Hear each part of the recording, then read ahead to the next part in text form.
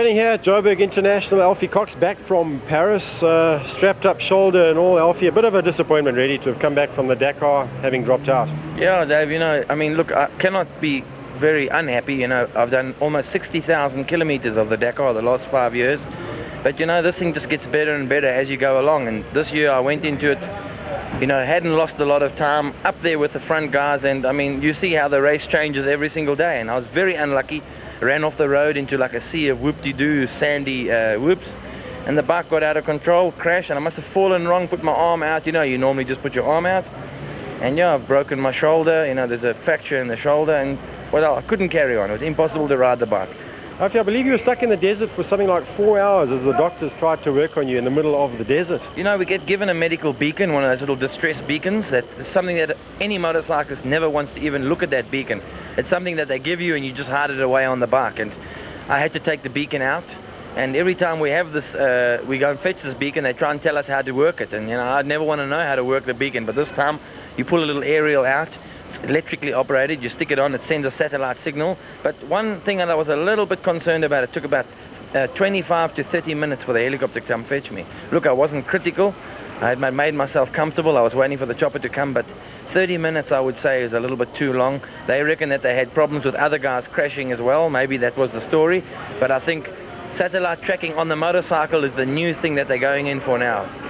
When you got in the desert and the doctors arrived, they tried to put your shoulder back in, I believe, out in the desert. Yeah, the first thing the doctor had a look at my shoulder and said, no, your shoulder's out, let's put it back in. And apparently my shoulder was never out.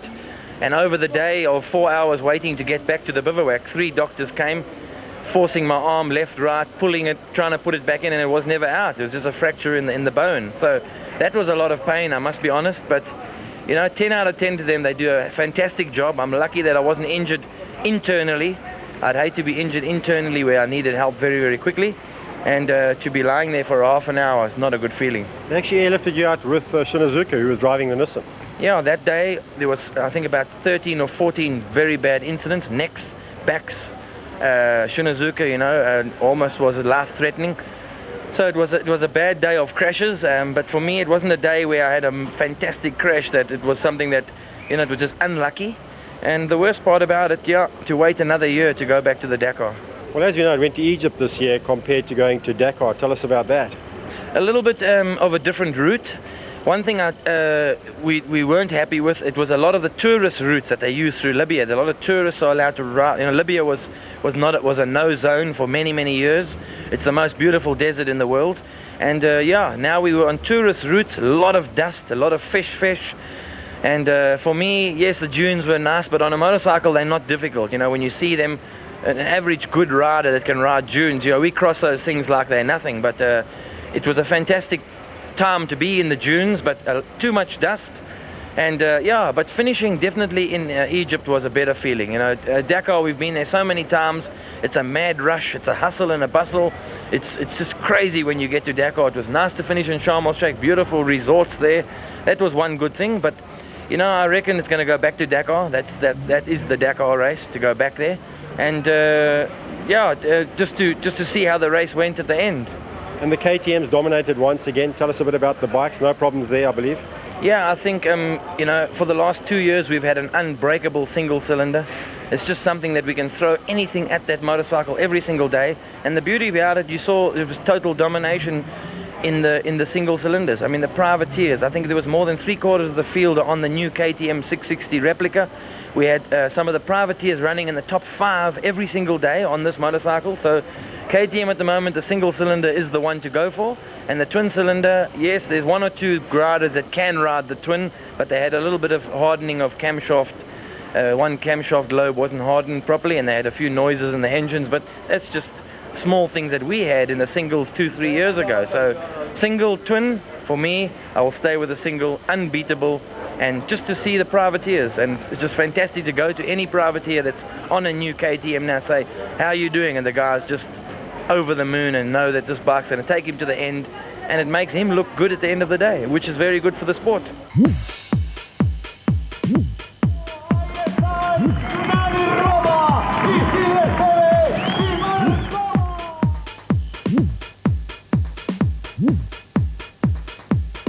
Start sequence.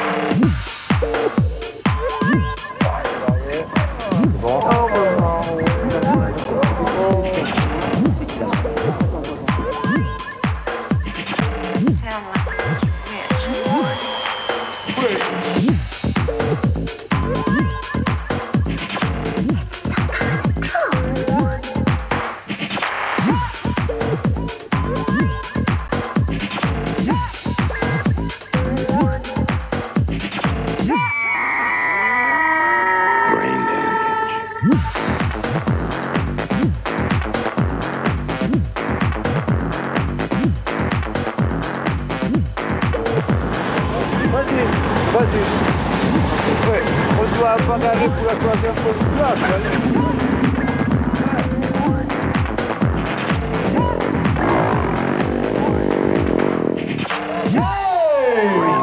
bleu dans le ciel et le bleu sur le podium. Une arrivée qui restera à n'en pas douter.